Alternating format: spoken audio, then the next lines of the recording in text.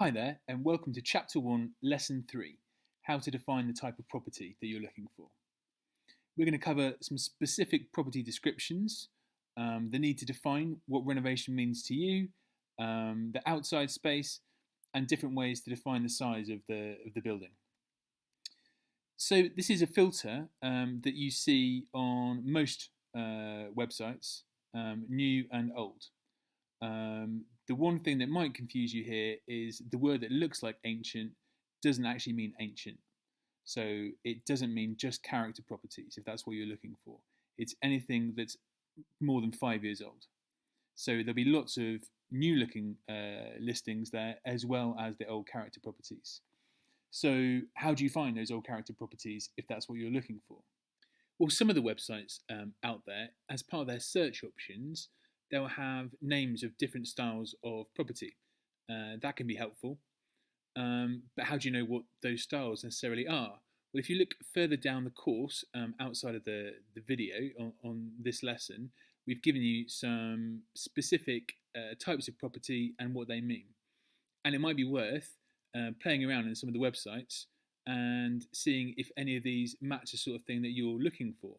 And if a certain style of property looks really great to you, then you can add it to one of your search criteria. Not everything has to be necessarily that style, but it might help you more quickly kind of cut through all of these listings to get to something that appeals to you more than just having to go through hundreds and hundreds of ones that look sort of brand new. The next thing I think it's good to have a really clear idea about at this stage is what renovation means to you, because it can mean very different things to different people. If when you say, "Oh, I'd happy to do a bit of renovation," you mean that maybe you're happy to repaint something. Well, one of the agents you work with might think, "Oh yeah, they're happy with some renovation. This one that needs like all the kitchens and the bathroom all changing, like that's a renovation project." But if that's not at all what you mean, then you're going to waste a huge amount of time on people suggesting things to you once you start contacting agents that just aren't of any interest. And also, you might get surprises at the viewings. So it's a really good idea to really think hard about, if this is a holiday home, how much time on your holiday do you want to spend renovating something? Are you happy to employ people when you're not there to do stuff that you can't see? Just be really clear about it. And if your preference is no renovation at all, that's fine. And I think it's a really good idea up front to tell the agents that, and just say, don't suggest anything that needs any work. And we're going to learn later on some ways where you can adapt your search and try and find out properties that maybe need less renovation without actually saying it. So the next thing is the outside space. Again, this is obviously something that you need to define at this stage of your search. If you just want some sort of garden, then lots of the search engines will let you put in an amount of meters squared, and you could just put in, say, 100 meters squared, and that should give you ones that have some sort of garden. If you don't want too much to take on, though, it's a good idea to put in a maximum. Otherwise, you could get properties that have acres and acres of land, and if you're not going to be there all the time, then you're going to have to employ somebody to do work on it and think about the maintenance and ongoing costs. A little bit like the property styles we talked about earlier, there's lots of different styles of outbuildings that you could get out there.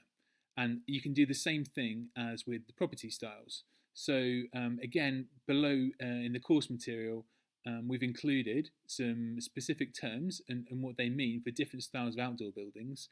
Again, it might be a good idea now to have a look through some listings and do searches for those and see, do any of those appeal? And then you can add that to one of your search criteria.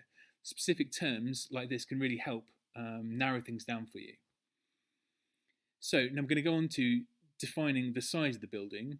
Usually there is an option for meters squared, habitable space. Often there's also an option for rooms. Sometimes there isn't an option for bedrooms, but there is for just rooms. Now in this case, just so you don't get caught out, a room doesn't necessarily mean a room. It doesn't include all the rooms. So in French search engines, if you look at the number of rooms, it doesn't include any rooms with water in them. So if it says 4 rooms and the description says 3 bedrooms, that doesn't mean there's only 4 rooms. It means they've excluded the kitchen and they've excluded any of the bathrooms. So just don't get caught out by that. It doesn't mean necessarily what you think it does. So to recap, we've covered quite a lot of information here. It can be really useful to narrow down your search by using some keywords, and we've given you some to look through.